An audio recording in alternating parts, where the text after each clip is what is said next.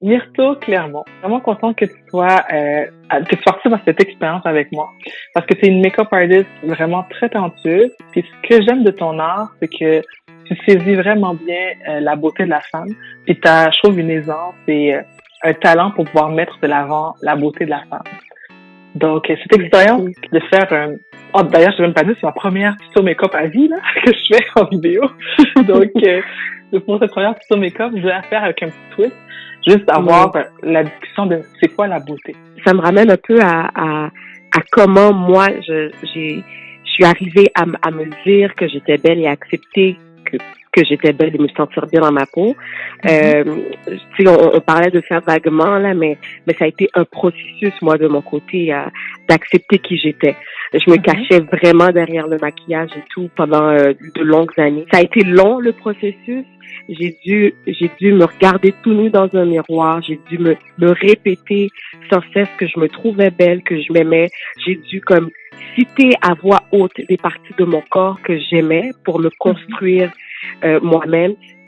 La beauté, j'aime penser que c'est un journey, puis de voir qu'on peut grandir à travers tout ça. Mon breakthrough, là, c'est quand j'ai arrêté de voir la beauté comme quelque chose que je dois atteindre, puis de commencer à voir la beauté comme étant le point de départ. Donc, je commence par je suis belle. Donc, je commence avec ce que je vois dans le miroir, puis commencer à apprécier là, maintenant. Donc, qu'est-ce que c'est? Puis après ça, grandir avec ça. Puis je trouve ça tellement une belle force que t'as, surtout quand tu joues avec le maquillage, que c'était quelque chose qui était un cover-up, puis c'est devenu une force. Puis tu l'utilises, puis ça te met encore plus belle, pas à cause que t'es maquillée, mais parce que tu l'utilises comme un outil pour aller plus loin, genre pour t'amuser, puis un peu éclater la petite boîte carrée de qu'est-ce qu'on pense de ce que devrait être la beauté. Tu sais, je pense à des exemples. Je vois que des rouges à lèvres mauve, rose, bleu, toutes les couleurs.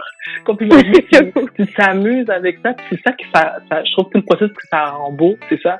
C'est que tu vas pas te cacher, tu vas pas te gêner par rapport à ça, tu vas vraiment être toi-même, puis je trouve ça beau à regarder quand je vois dans les films, Instagram, je suis tout le temps, sur Facebook, puis quand je vois aussi tes clientes qui sont maquillées par toi aussi, que c'est vraiment une place que tu t'amuses, c'est de l'art. Puis c'est sûr que ça a aidé avec le fil du temps, mais je pense que le travail a beaucoup été plus personnel, puis ça s'est fait avec moi-même, ça a pris du temps. Ça s'est pas fait du jour au lendemain, mais ça s'est fait. Puis c'est ce que j'essaie de faire chez mes clients. J'essaie d'encourager ça. Puis tout à l'heure, tu mentionnais que j'ose avec certaines couleurs. Et c'est comme pour ma manière de me rebeller. J'avais un complexe majeur avec mes lèvres, et aujourd'hui je les célèbre. Je vais mettre des couleurs justement pétantes qui sont très pigmentées pour relever ça puis les mettre en valeur. La même chose avec mes joues. Je trouvais que mes joues étaient trop grosses. Plus jeune, on riait de moi pour ça. Donc, c'est quelque chose que j'ai appris à apprivoiser.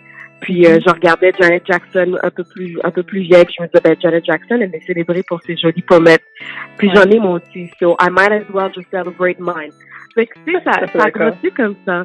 Puis, t'appuies sur ce que les gens te disent aussi. Ça, c'est très important parce que des fois, lorsqu'on a une estime de soi qui est très faible puis que quelqu'un nous dit, par exemple, une amie à nous, en qui on a confiance, nous dit, je te trouve tellement belle, on a tendance à croire que ces gens-là disent ça pour nous faire plaisir parce que on est dans un moment où on n'est pas trop sûr de nous. Mais des fois, il faut s'appuyer sur ces dires-là, sur ces compliments-là pour bâtir notre confiance en nous-mêmes.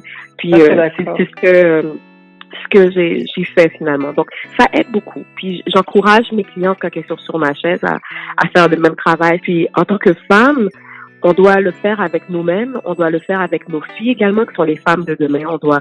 On doit travailler ça très jeune, la confiance en soi. La beauté parle de ce qu'on voit.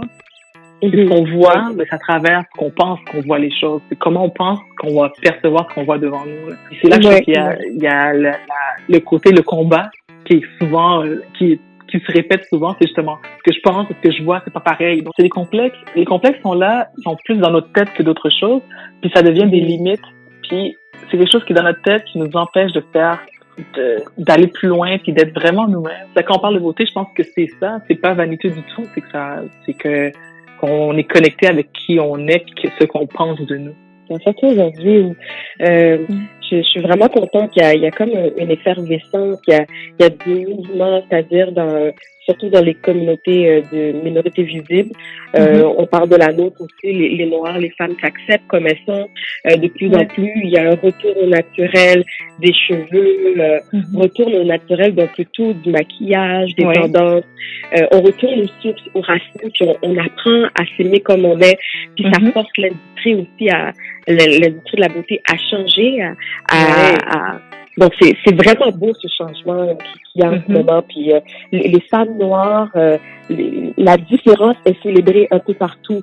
On a juste qu'à voir les compagnies de maquillage en ce moment qui produisent des fonds de teint pour toutes les couleurs maintenant. On en voit partout. Donc c'est merveilleux cette différence qui est célébrée, la couleur qui est célébrée, chose qu'on voyait peu avant.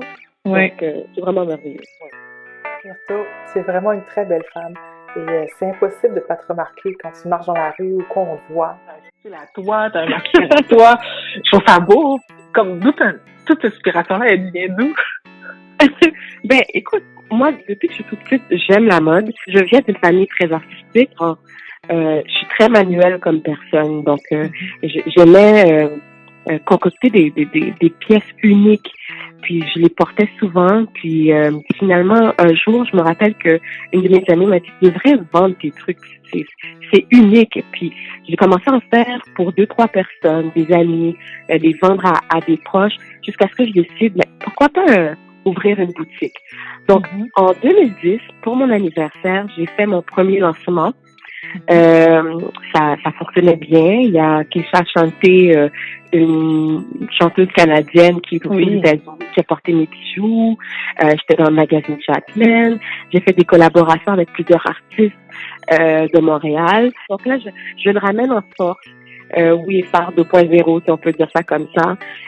Puis oui et phare, ce que ça veut dire, c'est oui, everything happens for a reason. Parce que c'est mon motto dans la vie. Je fais des pièces uniques. Ça rejoint aussi mon côté rebelle, puis mon côté créatif qui veut être différent, la fille excentrique en moi. Ben c'est ça. Donc je ressens ça. C'est quand que je raconte mon histoire, les gens disent ben oui, mais tu te maquilles encore, puis tu changes des fois tes cheveux, tu vas te mettre de la couleur, tu vas mettre une perruque. Je dis oui, c'est vrai, mais je le fais plus parce que je suis obligée. Je le fais si ça me tente de le faire. J'ai la liberté de mettre du maquillage ou pas. Je suis plus esclave de ça. Je le fais parce que ça me fait du bien de le faire, parce que j'ai envie de le faire. Tandis qu'avant, si j'étais pas maquillée, je pouvais pas traverser la rue pour aller au dépanneur. Si j'avais pas comme mes 18 pouces, je me sentais pas bien. Oui, je me sentais pas bien. Je me sentais pas bien dans ma peau. Puis ça me faisait mal d'être prisonnière. Je le voyais que c'était pas normal. Je le voyais que si j'avais pas d'argent, parce qu'à l'époque j'étais étudiante, si j'avais pas d'argent pour investir mon $400 dans mes extensions, je me sentais pas bien, puis je sortais pas, je me privais de vivre, puis j'étais triste, donc ça j'étais pas bien. C'est ça que je veux faire découvrir aux femmes de couleur, à mes clientes en particulier, pas juste aux femmes de couleur, mais à essayer de se faire plaisir, de sortir de sa zone de confort, d'embrasser qui on est.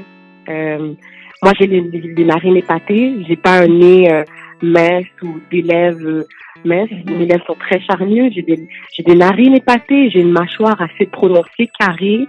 Ça m'a pris du temps avant d'aimer, d'embrasser tout ça, mais aujourd'hui, I think I'm the shit. Oui. I think I'm the shit. I think I look good and I feel good. And nobody can tell me otherwise. I look freaking good. Tu comprends?